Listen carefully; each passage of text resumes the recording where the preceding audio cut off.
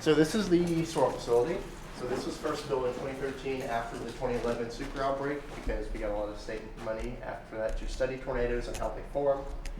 This facility mostly focuses on severe weather and also sort of the application of severe weather, such as hurricanes, lightning, the physics behind those sort of things. And yeah, feel free to take a sticker or a little plush thing or anything like that. Okay, thank you.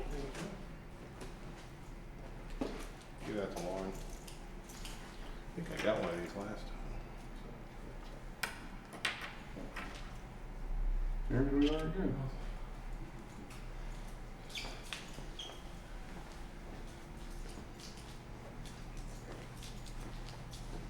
You just going upstairs? Or? Okay. You can just walk around. There should be more people upstairs. Okay. Thank you. Last time they had that. Over the pipes. Yeah. Oh, no radar image on it. Yeah. That was. I would literally put that in my living room. Oh, right. Was she doing it for what? It was for that optometry class. That's what it was. Okay. I'm pretty sure. That's what that was. We heard some chirping outside. It sounded like birds or something. It was like, I don't know if it was an alarm or was it coming from those instruments? It's coming from one of the instruments out there. So that's a sonometer. Okay. So how it works is it sends sound waves up into the atmosphere, and when it reflects off of like rain, like particles, and it comes back. It's like radar, but for sound instead of light. Nice. Oh, very cool. Awesome. Very cool. Thanks. Thank you. Hope you all enjoyed the tour. Thank you. Appreciate it. Yeah, the last time they had a projection of the globe. It was like a real-time weather. Yeah, we're working on it. I think it's broken down. We're working on repairing it. Yeah.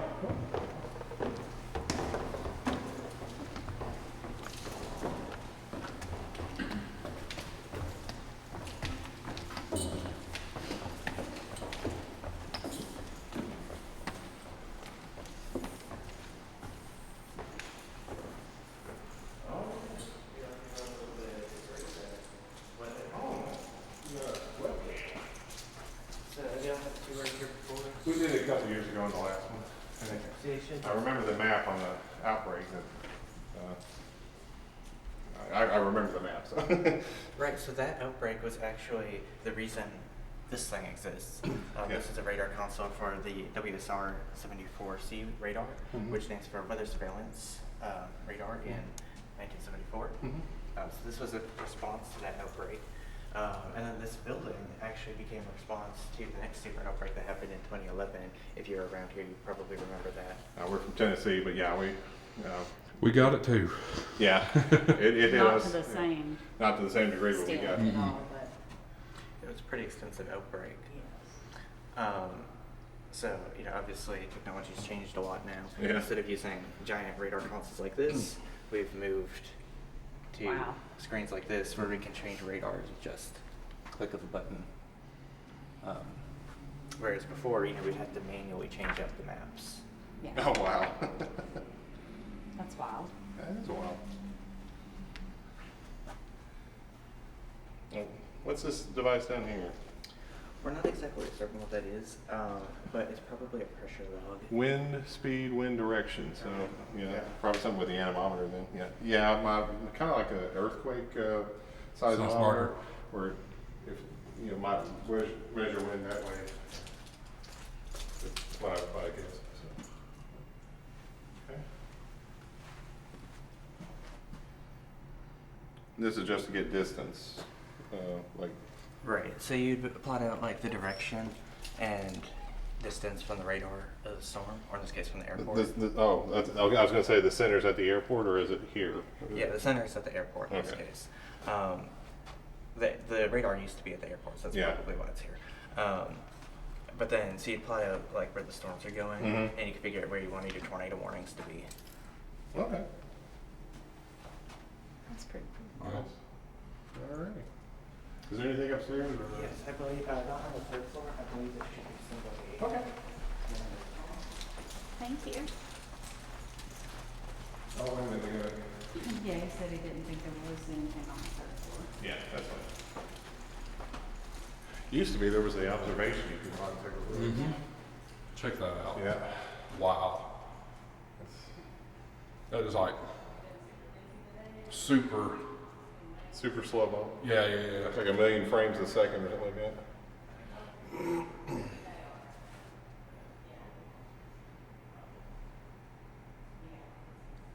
Showing the.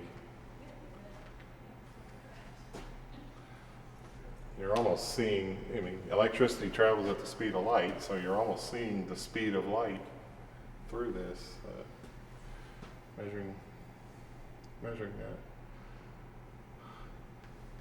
It's got to be 10 to 20,000 frames a second. Look at the frame counter. Yeah. Wow. Okay. Where'd she go? Down the hall. Isn't that where they always go, down the hall? No students. Hello. Hello.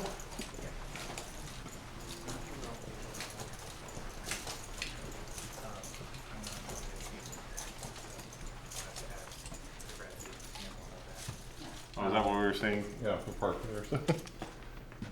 But yeah, so this is the room where we run our operations. So when we go out and send our vehicles into storms to monitor what's happening, or to research them, we coordinate all of that in here. Downstairs, if you saw that TV screen that showing some pictures, they had a picture, I think, of students gathering in here for severe weather operation. Right.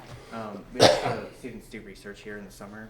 Mhm. We have software like this. This is GR2 Analyst that could be used to analyze radar data in more technical ways. Okay. What's currently on the screen right now is radar imagery from the 2011 super outbreak. Oh, 2011, okay. So this would be from around 4 p.m. 4 or 5 p.m. So I think this supercell was the one that produced, one of these is the one that produced the tornado in Tuscaloosa. Now they've moved on a little bit. And then we have, I think, the Phil Campbell tornado in one of these, if you've heard of that one. I think that one's the Ringgold tornado too. Which one, the one in Bridgeport? Or It's South Bridgeport? coming from Stevenson up towards Chattanooga. I think that's the Ringgold one. Okay, yeah. Maybe. It's close call on radar. That might have been, yeah. That day was such a blur. Yeah. I can't remember what time hit which. Was that, I don't think that was the one where we had one of our guys actually in a tornado when it hit. Oh, in Knoxville. There was no, he was down in Chattanooga. We're from Knoxville. He was up near Cleveland, up in the top corner. Yeah, at the very top corner there, Cleveland. And he had a tornado drop down and hit his house. He was he's a ham radio operator. We are, and I was monitoring it and listening to them while trying to do our own net because all the stuff in Chattanooga was coming up into Knoxville, and I remember that. I can't remember if it was that specific outbreak or if it was a separate one. So if it was a Ringgold tornado, I think that was the one. I think it dropped.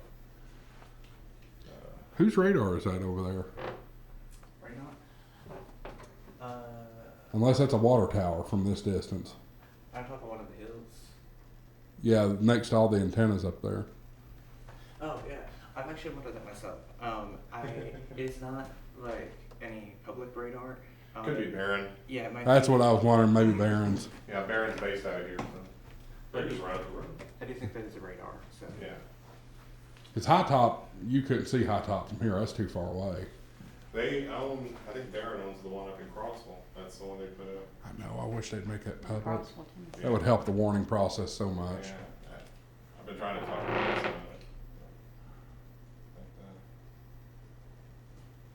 How? It's been so long. So that was about an hour and 15 minutes loop. It's been so long since I messed with GR level 2. Well, level 3. Yeah.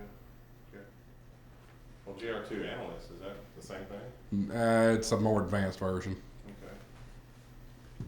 um, Was that like a professional version or Yeah, it's more for the meteorology? yeah. So here's some of the data that we collect with our vehicles. This is from MIPS, or we call it the burn. It's parked out there right now. And we get, I think it's the, yeah, I think you had it out last time. I think that's the vehicle no, the last time we were here. They got the tour on the vehicles. Yeah, they had the vehicles out and you got to go inside. Yeah, that's it. Yeah, Yeah. it is, okay. was that a couple months ago? A couple of years ago. Yeah, Couple years ago. this event 2 years ago. Yeah. So that, you said they come from MIPS and you get this data how? Correct. So yeah, we I don't know like how the data linking process works, but we're getting data from there. So this is all for this data, our commuter temperature, commuter dew point, wind speeds. We also have some of our other platforms here, like our profiler, which is also part of MIPS. This is basically like a radar, except it goes straight up. So we can see the wind speeds at different heights at different times. Yeah. Okay. That's from radar? Correct. Or okay, not a radio sign.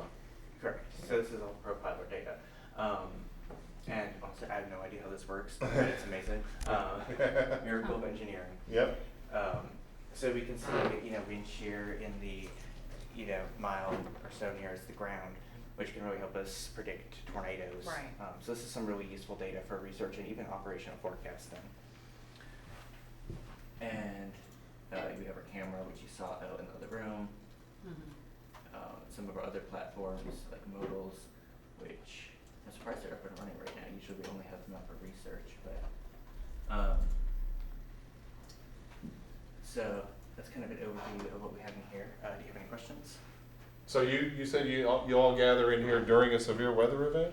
Yes. Like just the students, or do you have like meteorologists that come in, or like emergency management or anything like that? Or is it just students deploying are you deploying the vehicles out in the field? Yeah, so we come in here during field deployments. I haven't been here during a field deployment, so I don't know all the details of what happens in here. But we do have, usually some professors or whoever our researchers are for the project, and then some grad students or even undergrad students that are kind of helping monitor radar, whatever's needed to do. Yeah. How do you communicate with the vehicles? Just cell phones, or do you? Yeah, I think you have, we probably use cell phones now. Okay. We might have some kind of radio system in there. okay.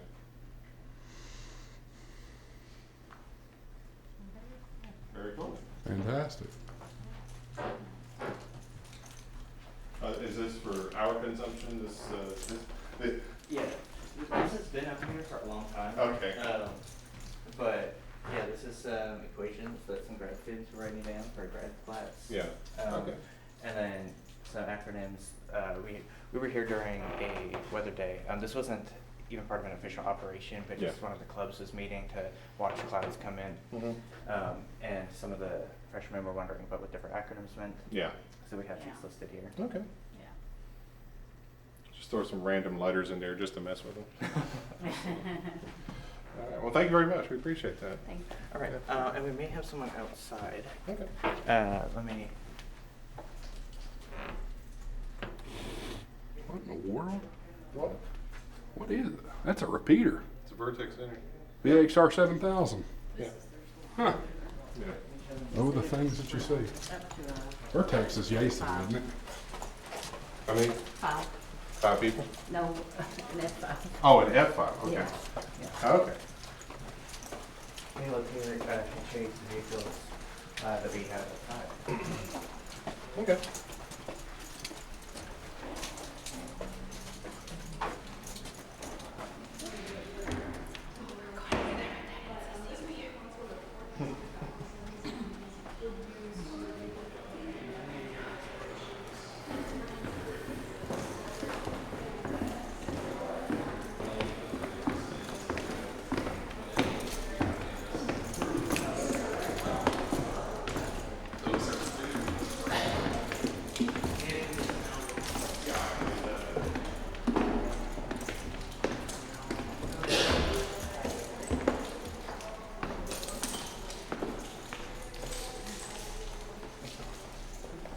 Yeah, so this hallway here leads to most of our labs and our high bay garage where we have all of our, usually have all of our severe weather vehicles and instrumentation. So we just have a few posters throughout the hallway here that highlight the different research vehicles that are part of what is known as MapNet, the Mobile Atmospheric Profiling Network, where we have 4 main severe weather research vehicles: MIPS, RADAPS, MODALS, and MAX.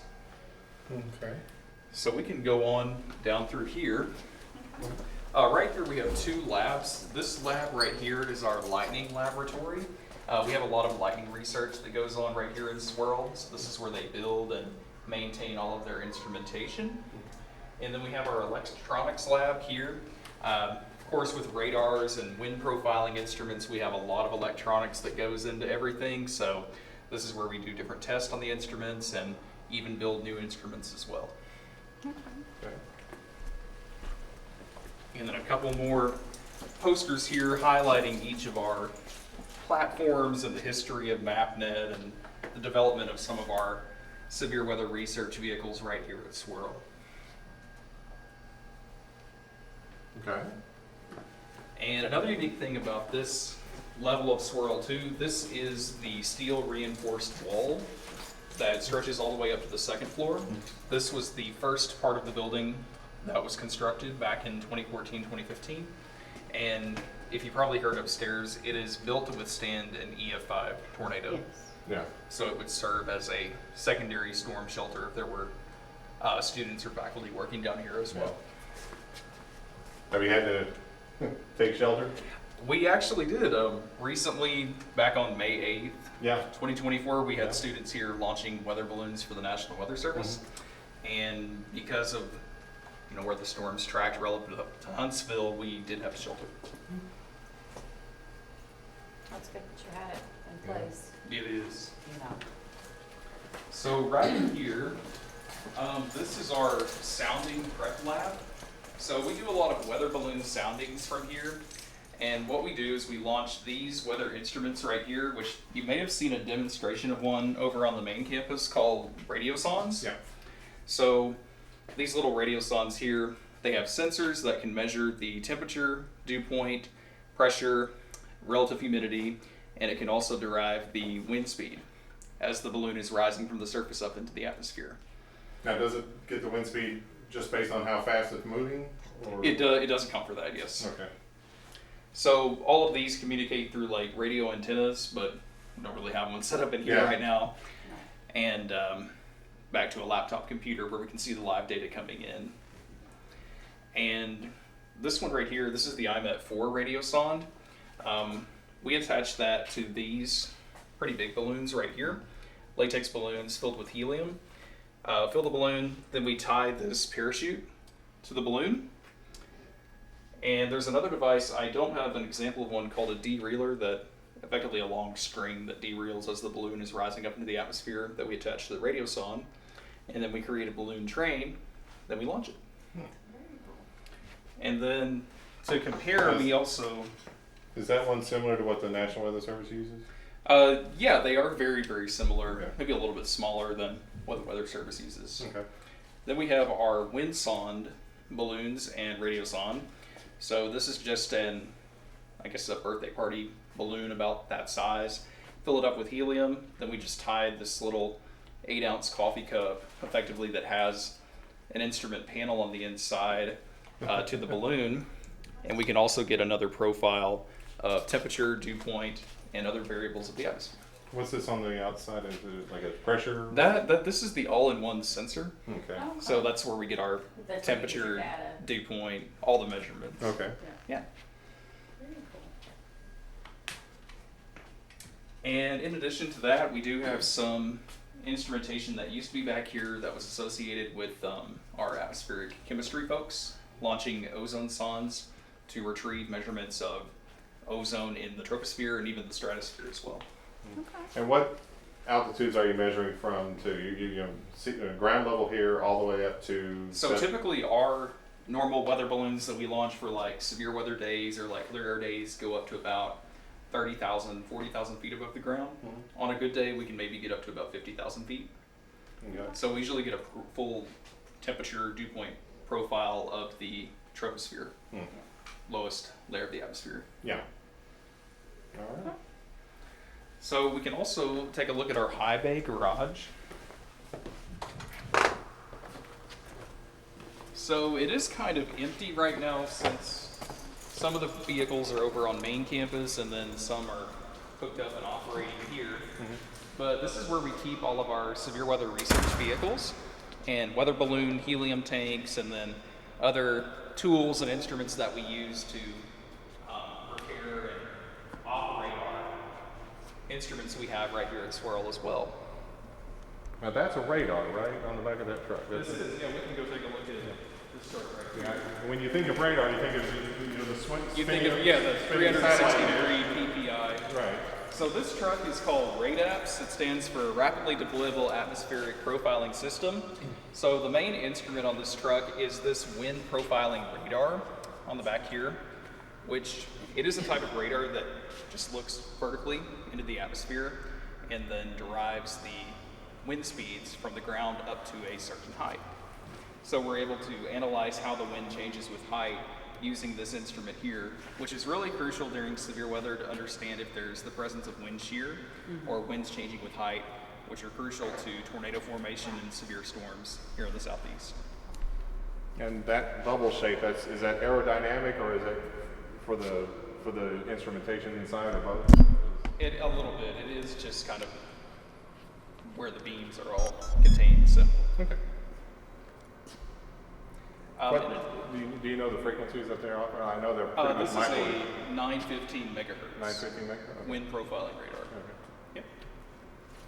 So in addition to that, we do have a few more instruments that are on this truck. This kind of mailbox-looking instrument is known as a LiDAR ceilometer. We really use it to analyze backscatter and cloud height in the atmosphere. So we can look at how the cloud height decreases relative to incoming precipitation or an incoming severe storm with this instrument here. In addition, we have a tower, this tower here, that extends up to about 6 meters above the ground. And we have a surface weather station on that to get temperature, pressure, wind speed measurements while this radar wind profiling truck is operating. So there's an anemometer on that, right? Yeah, there is. So how does it? Okay, when I think of an anemometer, I think of the spinning cups. So how does it gain the wind speed based on that? So we have a different type of anemometer, really known as like a sonic anemometer, that's on some of our trucks, and that basically looks at like sound measurements and then derives the horizontal and vertical components of the wind. Some fancy math goes on with that, and then we're able to get wind speed and wind direction. Pressure, I would imagine, wind pressure on the And the sensor. pressure too, yes. Yeah. Nice. Now, what's backscatter? You said that So this is a backscatter. backscatter, like effectively that's like what's being backscattered from the ground or clouds or anything. Being reflected back. Reflected back. Right. Yeah. Interesting. And I guess that big RV in the back's for when y'all go on vacation, right? So this big RV in the back, it's known as ROCKET, which stands for Rocket City Ozone Quality Evaluation in the Troposphere. Its main purpose is to, again, look at ozone concentrations in the troposphere and does research related to that. Yeah. And they have an Not entire, severe weather, but I mean just really more atmospheric standard. chemistry. Standard. Yeah. Yeah. They have some as a LiDAR on the top of that to look at the concentrations of ozone and other aerosols in the atmosphere. And then they have like a full bed and like kitchenette within that truck too, and even a bathroom. I think we walked through that a couple of years ago. I want to say it was that one, or maybe the other one, the MIPS. I remember we do have kitchen. MIPS outside too, yeah. What's this on the tripod, if I may ask? So this on the tripod, that is known as it's called a distrometer. Distrometer? Distrometer. It's really geared at looking at characteristics of the precipitation. Yeah. So really it measures like raindrop size and raindrop characteristics during where deployed during rain. So Yeah. and it has like it's almost like a small radar as well. So we can derive like radar reflectivity Size as well. of the drops and all that? Yep. Does that help in like flood research or determining? It does, like, flash yeah, flood? during flood or like if we're just analyzing like QLCSs or squall lines or A supercell, we can understand the precipitation characteristics of that using that instrument.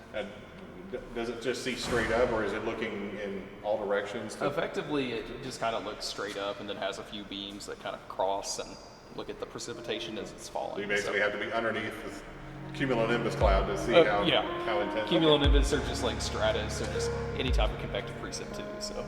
Okay. Very good.